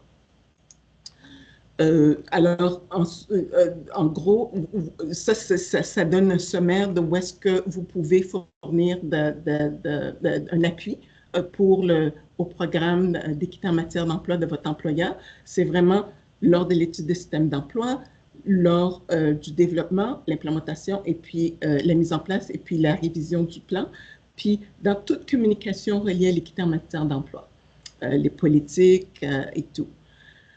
Et puis, point considéré, il ne faut pas oublier que l'équité en matière d'emploi, alors les personnes qui sont responsables de leur programme d'équité en matière d'emploi, c'est l'employeur. Alors, à la fin, c'est l'employeur qui a le dernier mot. Alors, on dit très bien que la loi dit très bien que la responsabilité, puis la responsabilité de se conformer à la loi revient à l'employeur. Et puis, le paragraphe 15.4 dit que lorsqu'on parle de consultation et collaboration, on ne parle pas de co-management. Si vous avez ça dans votre organisation, que ça fonctionne, nous encourageons ça.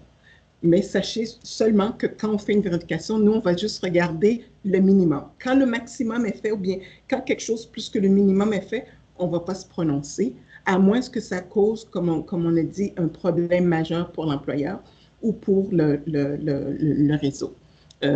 Mais sinon, tout ça pour dire que c'est l'employeur qui a la responsabilité. Alors, à la fin, s'il n'y a pas le dernier point, là, si à la fin, on ne peut pas trouver l'employeur et le réseau ou bien le syndicat ou quoi que ce soit, ne peut pas trouver une entente pour une mesure ou bien pour une mesure spéciale ou quoi que ce soit, l'employeur peut procéder. Nous, lorsqu'on fait une vérification, on va s'assurer que l'employeur nous a fourni la documentation qui démontre comment elle a essayé de consulter avec les employés, mais qui n'ont pas eu de succès. So in English, we make sure, for the last point, we make sure that in the course of an audit, that if an employee cannot just say, oh, I spoke to my employee representative or my networks or unions, and we couldn't collaborate, so we go ahead with this. No, we need proof that they collaborated. We want to see what they said. We want to see what the other one said. One of the things too that when we say in the audit process, we conduct confidential interviews, it's always a sample of the organization. So we want to make sure that we conduct interviews with employees, employee representatives, networks for sure, unions. And when we say unions, we're not going to just interview the members, but the executive in the union. So if you have a network, we're going to interview the executive in the network just to make sure that consultation and collaboration is done. So it's to mention this rapidly. Et puis, just as a takeaway, with all the audits that we've conducted over the years, we do tell employers that when there's both management and employees representative, when there's sorry, let me rephrase. So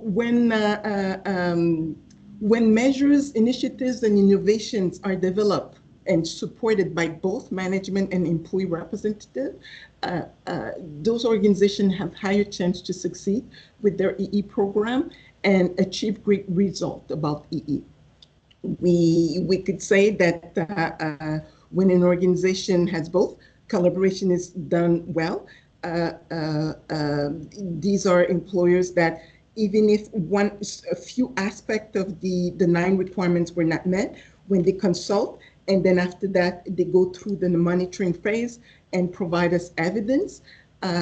These are organizations that at the end easily meet, well, maybe not easily, but meet the requirements at the end because through consultation and collaboration with employee representatives, such as networks, unions, we see better results. So we emphasize and we do tell employers to collaborate with employee representatives. C'est tout pour nous. I know it's late, but we're open to questions. Marilyn? Merci beaucoup. And I know a lot of people have hard stops. So quickly, and I'm open. Super belle présentation, beautiful presentation, very thorough, super détaillé. Je pense qu'on a appris beaucoup. I think we learned a lot. And I know it was one question as well in that chat, if you would be open to having a Q&A session in the future. Like we would gather all of the questions that were asked in the chat and then we could go through them. So it may be less I don't want to say stressful, but it's less condensed and we have more time to enjoy the answers and the time together. Donc, on peut aller à la première question. Arnaud? Merci, I will go in French. Merci beaucoup pour cette belle présentation. Par contre, moi, j'ai en fait relevé certains points que vous évoquez qui ne me semblent pas vraiment des solutions peut-être adéquates pour pouvoir adresser ces problèmes. Il y a un terme que j'aime pas beaucoup apprécier durant votre présentation, c'est-à-dire utiliser, en fait, faire le minimum pour régler des problèmes. Vous souhaitez que le minimum soit fait. Dans les études que moi j'ai faites, on parle d'optimiser et pour résoudre les problèmes. Et vous dites que il faut, vous attendez que le minimum soit fait. C'est un point qui, de mon point de vue, ne peut pas adresser les biais que nous avons dans les systèmes. Le deuxième point, je vais finir, c'est l'approche collaborative. Vous parlez d'approche collaborative comme un moyen, en fait, ce que vous avez comme outil. Je comprends que vous n'avez pas le mandat, mais il y a des mécanismes qui existent. Et donc, quand votre approche collaborative ne fonctionne pas, qu'est-ce que vous faites pour pouvoir adresser ces problèmes? Voilà. Alors, pour la première, c'est sûr, OK, on ne demande pas à l'employeur, lors de nos vérifications, on ne demande pas à l'employeur de faire le minimum. C'est pas, si je l'ai mentionné comme ça, excusez-moi. It's not that we ask to do the minimum. We expect to have the minimum done. Nous n'acceptons pas rien en dessous du minimum. Parce que ce que je veux dire, c'est juste que lorsqu'on a soit un employeur nous donne soit leur plan ou quoi que ce soit, puis on voit qu'ils ont juste, je donne juste un exemple comme ça, ils ont juste adressé le minimum, ils l'ont fait, mais on leur demande toujours de faire plus. C'est dans c'est dans notre approche que l'employeur doit toujours faire plus. C'est juste que nous, on ne peut pas imposer le plus. Alors, toi, admettons, je vais dire qu'au minimum, il doit faire ça, mais ce n'est pas comme si on dit à l'employeur que vous devez juste faire le minimum et c'est tout. Non, ce n'est vraiment pas l'approche de la Commission. Au contraire, comme je ne sais pas si ça répond un petit peu à ce que vous... Parce que j'ai un souci avec ça. C'est ce qui fait qu'on retrouve des décorations dans les systèmes aujourd'hui. C'est-à-dire que les gens font des trucs, ce que moi j'appelle des décorations, pour répondre au minimum. En réalité, ce n'est pas ce qui devrait être fait. Donc, si on part avec une idée qu'on souhaite avoir des minimums, on ne répond pas. On ne souhaite pas avoir le minimum. Comme je vous dis, dans nos communications, on ne parle pas de minimum avec l'employeur. L'employeur doit rencontrer telle exigence ou quoi que ce soit. Et puis, n'oubliez pas aussi que on s'attend aussi à ce que le Conseil du Trésor qui doit veiller sur on a un petit peu plus d'informations, pour vous dire vraiment honnêtement, on a un petit peu plus d'informations par rapport au programme du travail sur ce qui demande, tu vois, aux employés. Où est-ce que on sait que le programme du travail va dire, on sait un petit peu ce qu'il dit aux employés. Mais sachez que dans aucune de nos communications avec l'employeur, on dit, fournissez-nous le minimum. On va dire, vous avez des écarts, vous devez adresser les écarts. Puis c'est rare qu'un employeur va juste faire le minimum. On va toujours, justement parce que les données ce sont des données qui en ce moment, tu vois, sur le recensement, c'est des données que lorsqu'on vous demande l'analyse de l'effectif et lorsque même on est à l'étape de l'évaluation, il s'est passé quelques temps, des fois quelques mois ou quoi que ce soit, alors on veut toujours voir plus. Nos communications avec l'employeur, c'est toujours le plus. Tout ce que je veux dire, peut-être je m'exprime très bien, mais tout ce que je veux dire, c'est que la commission, on ne peut pas, tu vois, nos mesures de renforcement, on ne peut pas aller avec un employeur. Admettons, je donne un exemple, c'est un employeur à combler les écarts et à donner des mesures concrètes pour chaque écart. On ne peut pas prendre une mesure de renforcement puis dire faites plus. C'est pas, la commission est impartiale là-dessus. C'est ça que je veux dire. Mais sachez qu'on ne demande pas le minimum. On ne demande pas le minimum, c'est vraiment pas notre but, notre style. Alors, mais je comprends votre point. Et puis, s'il faut qu'on regarde encore nos communications et tout, je suis prête à le faire, mais c'est pas le but. C'est pas le but Merci. De la commission. Votre deuxième question, j'ai oublié, excusez-moi. En fait, vous parlez d'approche collaborative et que votre méthode, en fait, votre approche n'est pas une approche, en fait, punitive. Donc, moi, ma question, c'est de savoir, oui, est-ce que on produit des rapports pour produire des rapports ou est-ce qu'on produit des rapports qu'on s'attend à ce que c'est, comme on appelle, les prérogatives soient appliquées.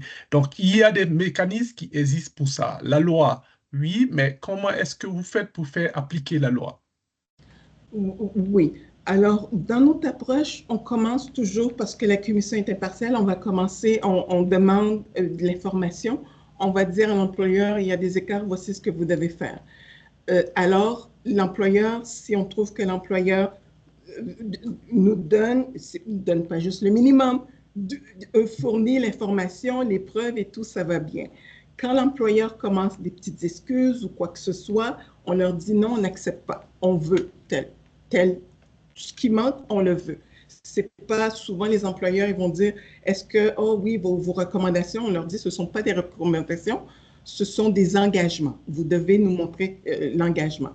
Quand un employeur soit prend trop de temps ou prend trop de temps pour nous donner de l'information ou quoi que ce soit, c'est sûr qu'on escalade avant et puis on peut utiliser une des mesures de renforcement que Erika a mentionné.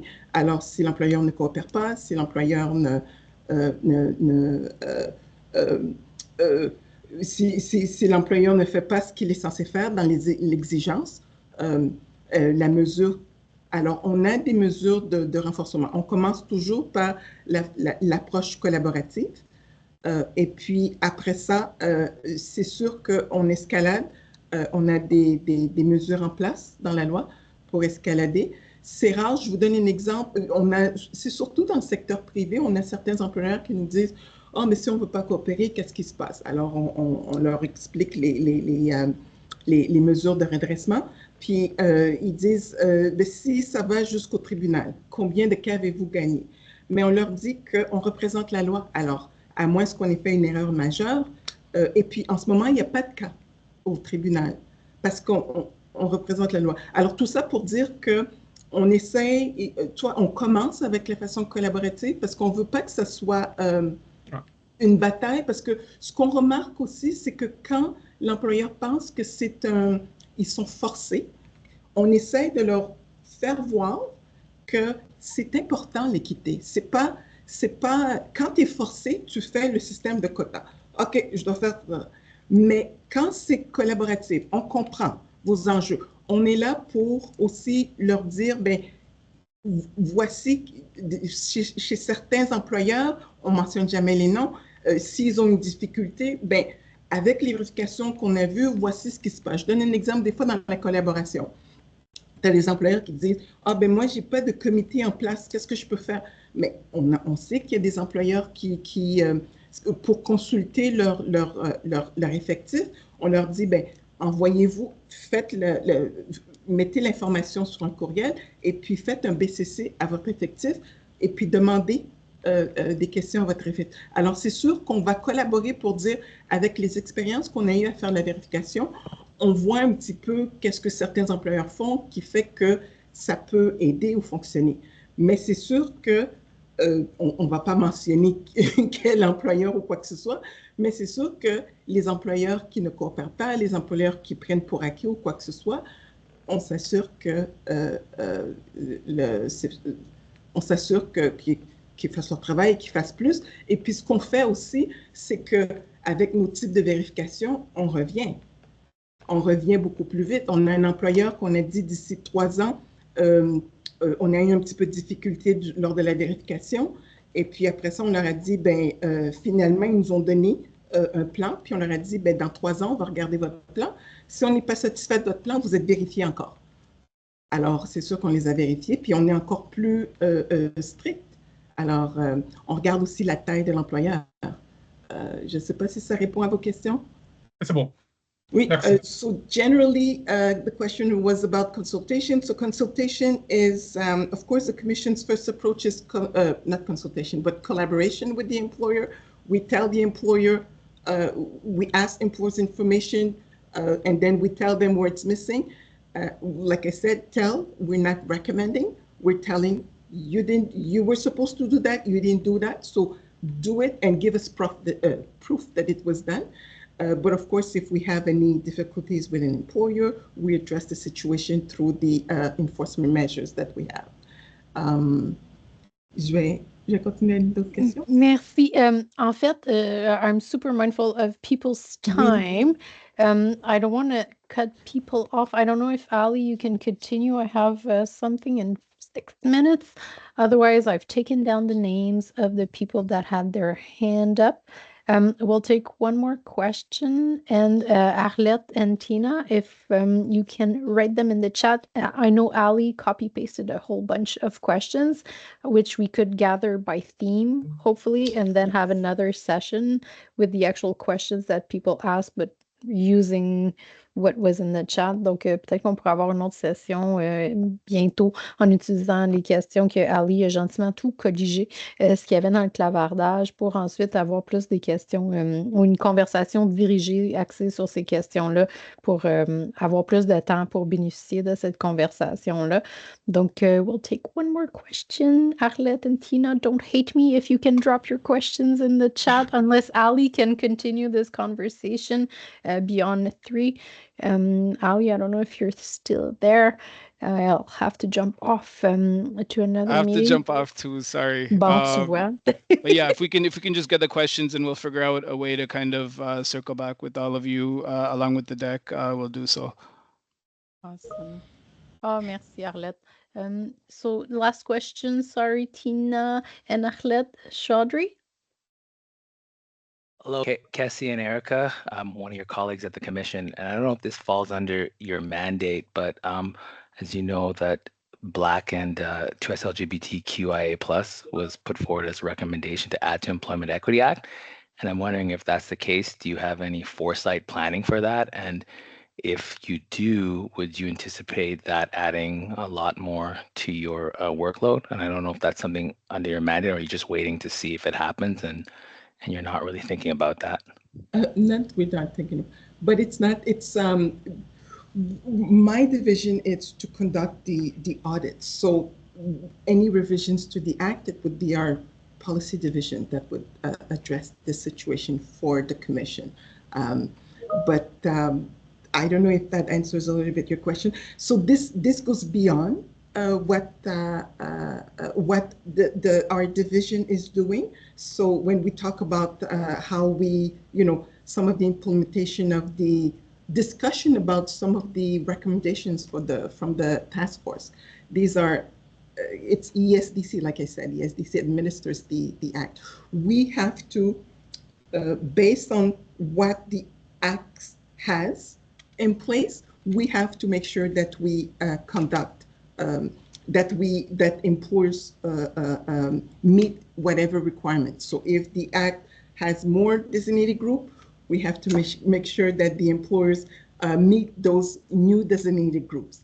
So this is to answer a little bit. So it's not depends on me, unfortunately, but whatever changes to the act happen. So of course the commission will be looking at that, not just our division, but the whole commission